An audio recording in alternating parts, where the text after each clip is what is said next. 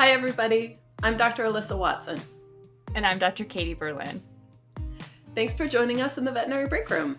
In the break room, Dr. Berlin and I have short conversations about different things going on in veterinary medicine. Oftentimes, these conversations are influenced by experiences that we have, and we're actually talking about this today because, as many of you know, one of the things that I do is some part-time in-home hospice and euthanasia work. And actually, during my practice a week or two ago, I had a couple days where I had very specifically several clients ask me about doing in-home care beyond end-of-life care, which my practice doesn't offer, things like routine medical care. And it ended up being because this, national practice that serviced, many areas across the country, the vets apparently kind of shut down really unexpectedly overnight.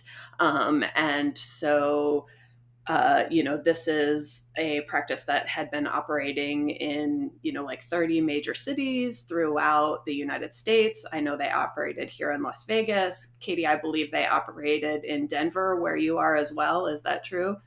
I think so. I actually don't know that for sure, though. Okay. I think so. Okay. I think they did. And so, this was something that my clients were asking me about, and I saw some discussions about on forums. And so that's why we're talking about it today. So I don't know, Katie, did you see any discussions about this when it happened online or anywhere else? Yeah, I saw a few. I think you're in the Relief Veterinarians group that I'm in on Facebook. And, so there's been some talk in there. And I feel like there was one person who posted actually as an employee of the vets and was feeling a little bit defensive, I think, because people were like, well, that's what you get for not just going out on your own, relying on a corporation. But it's really important to me, I feel like, to separate the people affected by this and closures like this from the dynamics that create these situations in the companies themselves. And for a lot of people, it is easier and more practical and more doable and has advantages to go through a company rather than just be out on your own. Not everybody wants to be a hustler and an entrepreneur. Some people want to have more dependability than that and benefits and things like that. And I feel like it's not one of the beauties of the profession now is that there are so many different ways to do our job. And one of the disadvantages is that a lot of the control is out of our hands now. And so you can have job security by working for a company, but that company can take that security away. And I just really feel for colleagues who are going through this right now, especially when I found out they heard via email, like they just found out they didn't have a job anymore. Like that is everyone's nightmare, right? Yeah, absolutely. I will say, I have known instances of this happening in private practice too, though. Like, I have very good friends who worked for a practice in Reno, and the practice was apparently having a lot of trouble that their staff didn't know about. And the veterinarians at that practice got an email Sunday that said, "Don't come to work tomorrow." And, same thing, there was just a sign put up on the door. I think we obviously, as veterinarians, I jump to how does this affect, the veterinarians and the veterinary staff that were employed by this company. But also we have to think about how this affects the clients too. And that's how it was brought to me from my clients. And they were very distraught. They didn't know how to get their pets' medical records. They asked me if I knew, and I said, I'm so sorry. It's not a company that we're affiliated with or anything like that. But just out of curiosity, then I went to their website. If you just go thevets.com or whatever their website is, the website still looks active. You can click all the links and everything, but then the button for schedule an appointment just goes to this blank page that says we're not accepting appointments right now. But that's all it says. It doesn't say any way of like how to get your pet's medical records or anything like that. And so I took it one step further, and I even called the number, and I got a message. This is not a working number. So Oh my I have no gosh. idea. I know. And apparently the vets sold like wellness plans. So the client that I talked to said that she had just spent $1,000 for a year plan for like a few of her animals, and Yeah. I have no idea how they're going to recoup that or whatever. And so one of the things that it brought up for me is, how do closures like this, that like you said, the staff, the veterinarians, the people trying to do their job and doing the best that they can, have absolutely no control over, how do we think that these abrupt closures really shape public opinion about our profession, which I think is already struggling right now. Yeah. So It's so true. Like, I think you and I are some of the last vet school graduates probably to hear the whole spiel over and over about how vets are one of the most trusted professions. Because I feel like, mhm. I don't know if they say that anymore. Like, if you're a recent grad, let us know if you still hear that, because I would be surprised. Because I don't know that that's true anymore. But we used to be like right up there with like the Mhm. clergy. Well, I can't even say that. I don't even know if the clergy are more trusted. So anyway, but They I used do. to tell us we were at the top of the list. They did, and Yeah. it was sort of the James Harriet situation that they were Yep. picturing when they said that, and hmm obviously that's not life anymore. But like, it's hard enough as vets to develop those relationships in your appointment and in your short time with the resources you have allowed, and convince clients. And I don't mean that like you're selling them something, I mean actually convince them, because it's true, that we're doing things and recommending things because we care and because we think they're the right thing to do. And they do cost money, but that's not why we're recommending them. And like, there's no upselling, that is hard enough. And then, when you have something like this, I think it really does have effects throughout the profession. It's like when pet insurance premiums go up by a ton. I keep seeing things online about people's pet insurance premiums going up like 40% or something in one year. That's probably a low number for some people. I mean, it's been kind of crazy. And like, I've been recommending pet insurance to my clients for years. And these things that large companies do affect every single one of us and our day-to-day lives and the way that we communicate with our clients and the resources that we have to help patients. And it definitely is something that I didn't used to think about that way, but the landscape has changed so much since you and I graduated. I just feel like more and more of this stuff is out of our hands, and it puts an extra burden on us to be the trustworthy ones when so many people sort of holding the strings are not. Yep. And, you got to think about too, the, there might be a little bit more strain on practices in areas where, this company operated, because suddenly those clients and pets are all displaced, and that access to care that they had is suddenly gone. Yeah. And so it's always good to think about how we can support the veterinarians, as well as the veterinary technicians or other staff who suddenly found themselves out of work. And I think it's a good reminder too to keep up those local relationships, because they end up being really important, and that's one way that we can all support each other. Yeah. I think it's also really interesting. I don't think you mentioned this yet, but the vets actually acquired another Oh yeah.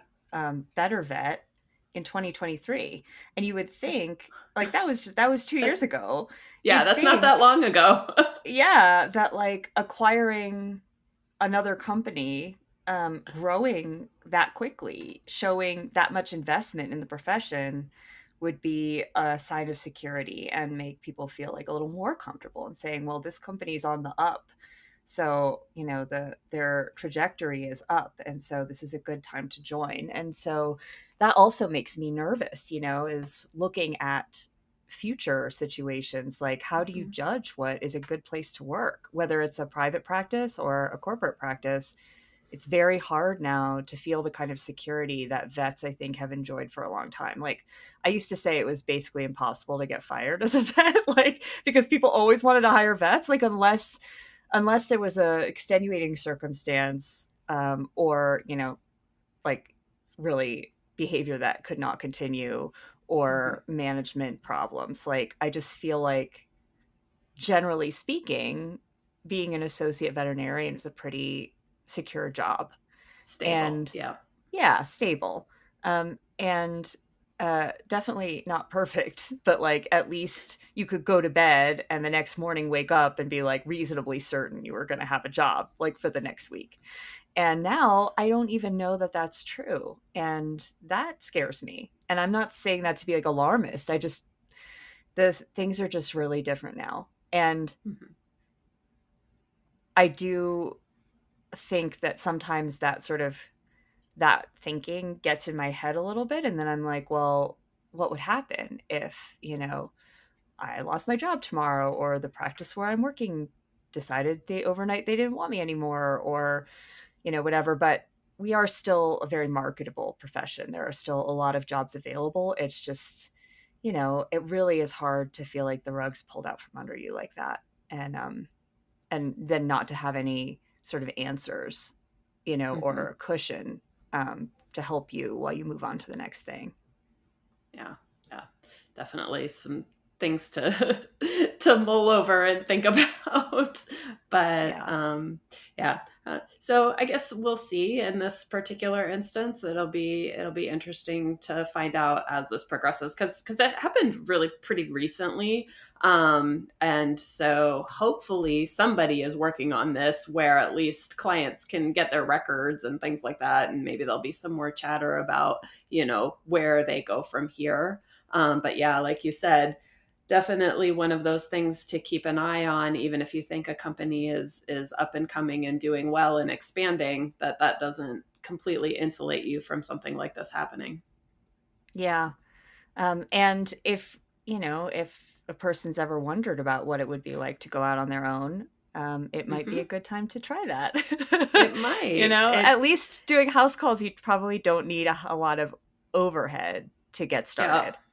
Yeah. So, Yeah, and it absolutely might be, but just like you said, that the biggest thing I'll tell you for me, because doing mobile practice is just the variability in your schedule, and mhm, so definitely understand why people choose to go with something where they feel they do have a little bit of that security if you have a week where you just don't have any appointments. So, because that yeah, happens.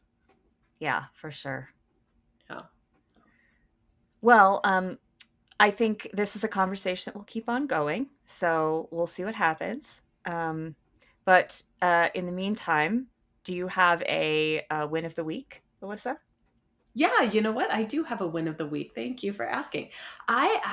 So my youngest son found these markers online. These they're called Ohuhu alcohol markers, and they function a lot like they blend really well and function a lot like paint. And so I actually used to paint a lot, but I haven't painted in years. And then my son got into these markers, and then my mom, and then he convinced my mother, his grandma, to buy him this set of 320 of these Oh my markers. And God. it was like a couple $100s. This was not a small investment, but grandma. But I started using these markers and I am drawing again. And it's the most wonderful thing. I love it so much. I'm super excited about getting back to something a little bit more artistic, that has nothing to do with veterinary medicine. I love that. I have some wins too, but I will piggyback off that because I'm going to a writing retreat this weekend. So it's a sort of intensive course that I have not been particularly participatory in so far, but this in-person workshop I think is going to help kickstart that for me. But I like to write for myself and not just for vet med stuff.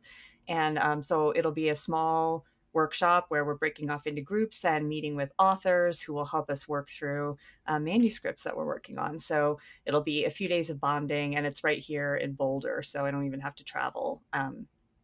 So I'm really looking forward to getting my head in a different space for a little while and seeing if I can kickstart that creativity, because it really does help balance out all of the thinking and decisions that the other side of our brain has to do all day. Yep. I'm so excited about your workshop. I can't wait to hear all about it. So you'll I've have been to update us. Yeah. When you're done. Yes. And I've been enjoying your marker paintings online.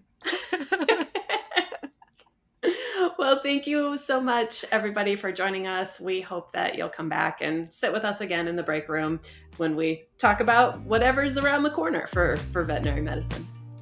Thanks, everyone. Thanks for joining us in the Veterinary Break Room. If you enjoyed today's episode, you can find us wherever you listen to your favorite podcasts, including a video version on YouTube.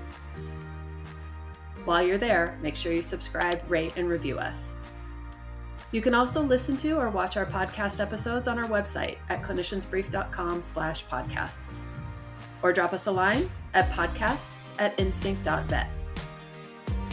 Veterinary Break Room is an Instinct Science production produced by Alexis Ussery and co-hosted by Alyssa Watson, Beth Mollison, and Katie Berlin.